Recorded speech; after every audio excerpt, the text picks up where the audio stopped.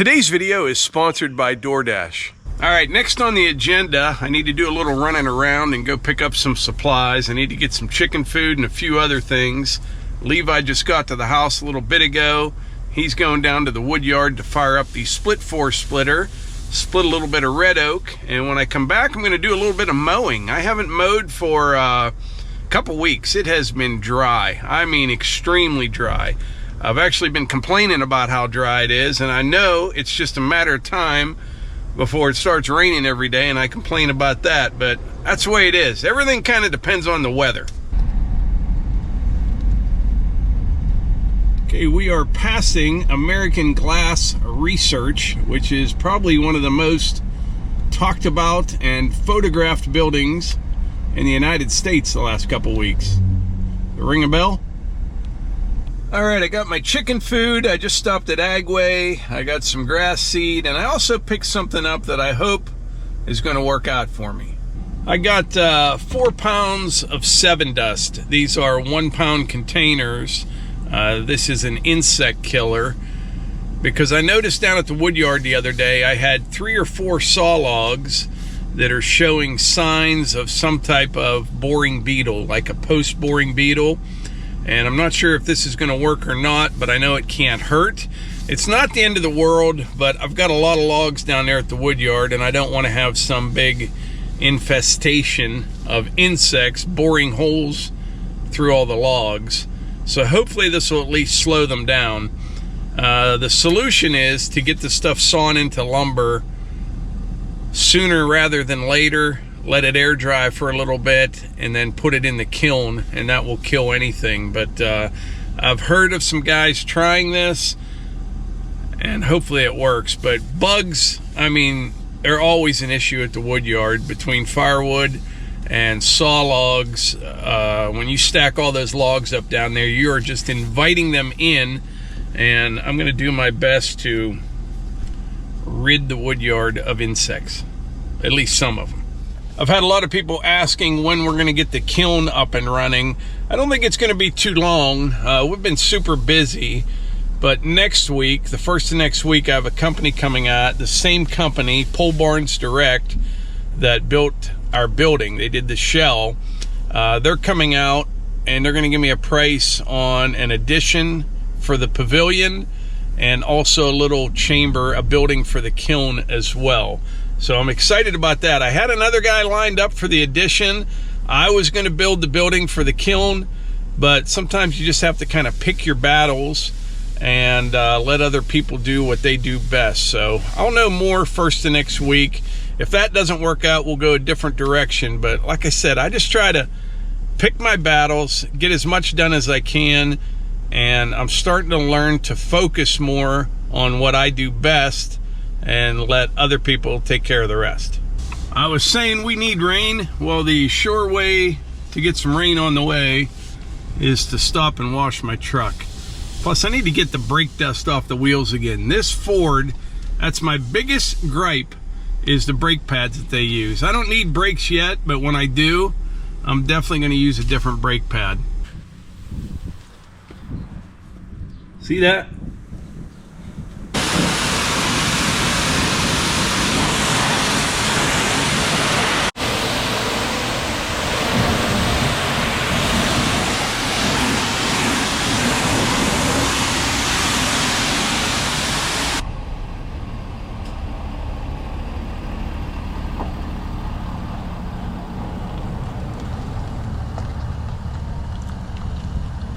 All right, so I got my truck cleaned up. I didn't get too carried away, but it definitely looks better. I'm on my way back to the house. Sometimes I wash the truck at home, but we do have well water, so you kind of have to monitor that a little bit. Plus, it's just quicker and easier for me to swing by the car wash, and it's another example of trying to make the best use of my time.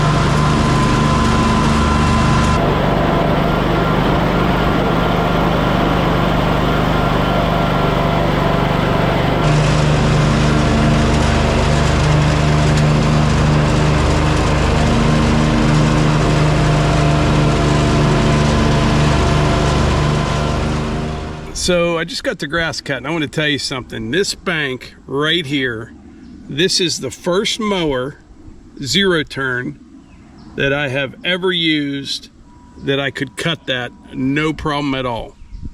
Now on video, it's hard when people are watching to tell how steep it is, but it's a really steep bank. The Cub Cadet handles it no problem at all. And I know I talked this mower up quite a bit, but keep in mind, I am not affiliated with Cub Cadet whatsoever. I bought this mower like anybody else would, and I did so after I did a bunch of research, watched a bunch of videos, talked to people that own them, and I concluded this would be a good mower for my application. Like if you have all flat ground, you don't need something like this, but it is a huge time saver for me. Like this bank right here with a string trimmer, you're talking what, 10 or 15 minutes? Mower, minute and a half, 2 minutes, it's done. Just another example of what I try to do. I try to make the best use of my time, get the best equipment for my needs, and this mower is another example of that. Really, really big time saver. So this is a big one. It's the Pro Z900 72-inch cut. But to give you an idea how fast this is and what a time saver, I've got 4 hours on it, and I've cut my grass 3.5 times, my mom's twice, and she lives about a half mile from here, but it's about a mile down the road, which is how I've been getting down there, and 4 hours total. Plus, it had a little bit of time on it when I got it. So earlier, I mentioned that today's video was sponsored by DoorDash, and I want to thank them for sponsoring today's video. DoorDash has been around for about 10 years now, and I must be slow to pick up on things because I just recently started using it, and I absolutely love it, and here's why.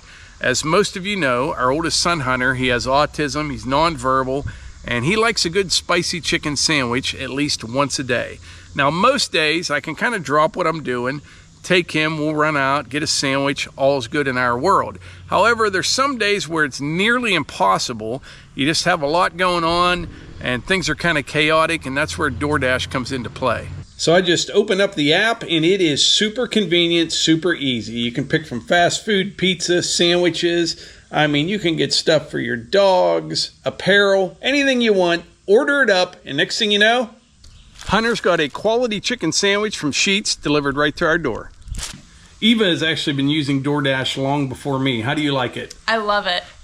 DoorDash is your door to more. Download the DoorDash app now to get almost anything delivered, and using Morgan's 50, get 50% off up to $10 on your first order of $15 or more.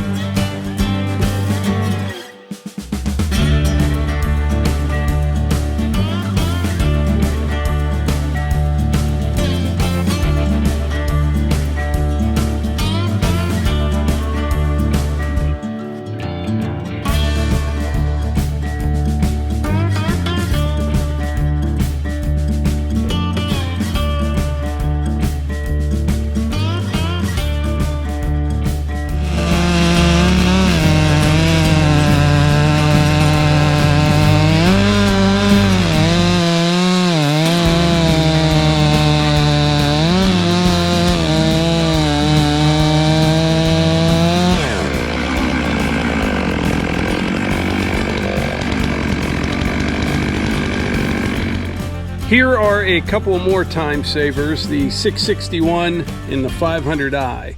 Now, for what I do here, everybody has different needs.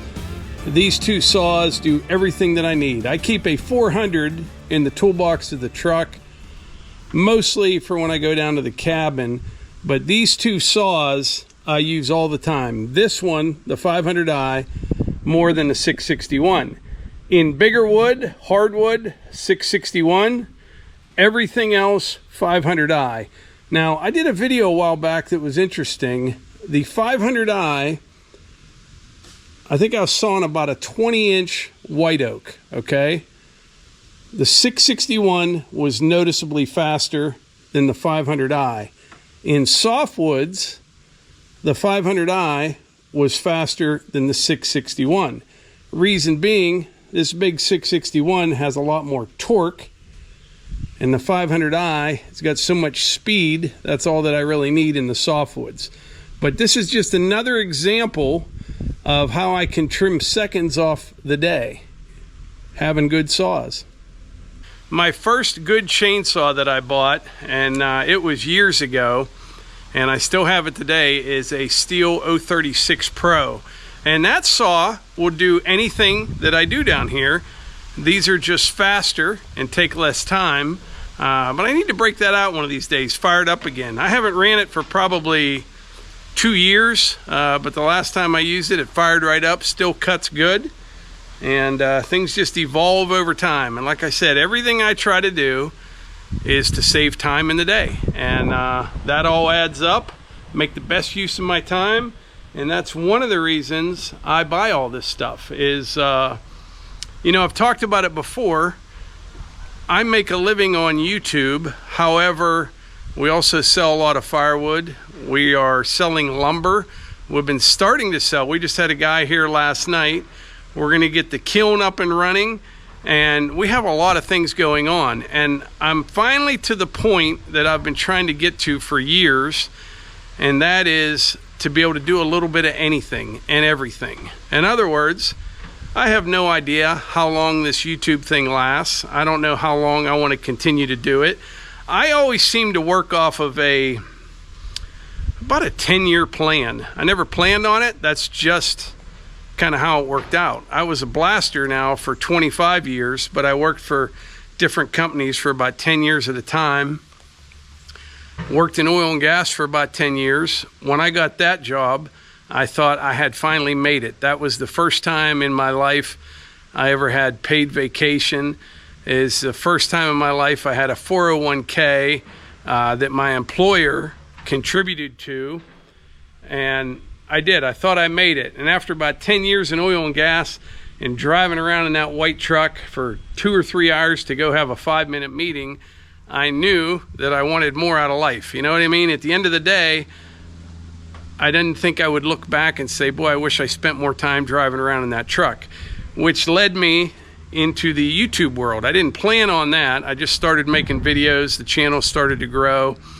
But I worked in oil and gas for 10 years, and then I've been doing YouTube now for about 7 years.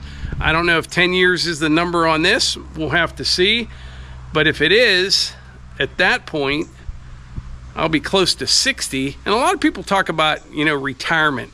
I can't sit still for more than 10 minutes. I can't. I like to work. That's what I like to do. I enjoy this type of stuff. I took a break there because the wind was getting pretty bad. But yeah, I enjoy working and doing stuff and accomplishing things. And everybody's different. You know, some people strive to retire to just relax. There's nothing wrong with that either. It may even be the smart way to do things. I don't know. I just know I like to stay busy. Like Melissa and Eva were down at the beach this past week, and I guess they were all making fun of me because they said that trip wouldn't have been for me, because I never got that. I never understood that. Even when I was younger, to go just like hang out on a beach all day and not do anything, not for me at all. I like to stay busy. But what I'm getting at is this. All these years, I've got to this point where I can do a little bit of anything or everything that I want to do. I've got the equipment and the knowledge now that it takes years to acquire. You know, if somebody wants some work done with a mini skid, we can do that. If someone wants to buy some lumber, I can sell that. Keep selling firewood. Firewood is it's one of those things. If you think you're going to do it to get rich, it's not going to happen. I mean, there's a few people out there, I'm sure, have big operations it's worked out for, but you have to like doing firewood, and I love it. There's one guy that comments on our videos all the time. He keeps telling me I'm going to get burnt out on firewood. I'm not going to do it much longer, and I just keep cutting more wood. It's that instant gratification, taking a raw material and turning it into a usable product on your own property. Plus that feeling of self-sufficiency. You know, even if you don't sell wood, you just use it for yourself, knowing that you're going to stay warm no matter what happens. What happens to the power grid or oil company or whatever, you have the ability to keep you and your family warm. And that's one of the reasons I like it. The other reason I like doing firewood is when we first got married, we were broke for a lot of years, and firewood paid for a lot of Christmases, paid a lot of bills. And today, that's not the case. I mean, it still pays for those kind of things, but it's not as needed as it was then, which I think is one of the reasons I like to work. I did not like being broke. I was there for a long time, and I didn't like that feeling at all. And I just kept moving forward, and things end up, you know, took me a long time. A lot of people, it happens a lot sooner. Took a long time, but I got to the point where we're not broke, and I don't ever want to be broke again. So I like to just keep moving forward and keep working and keep finding ways to improve the whole process, and then that frees you up to do more. And that's what I like to do.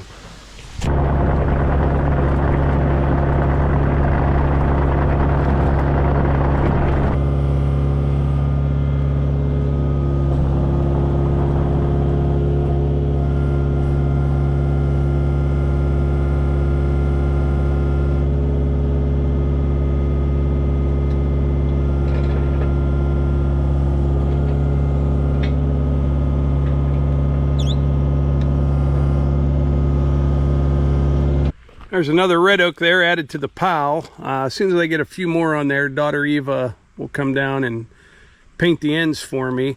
But we are fast approaching a point where we'll be able to start offering really, really nice hardwood lumber kiln dried to woodworkers. And that's something that I've been working on for a couple years, getting everything in place to be able to do that. Like I said, we have been doing that, not kiln dried lumber, but there was a guy here last night that I mentioned, real nice guy, watches our channel.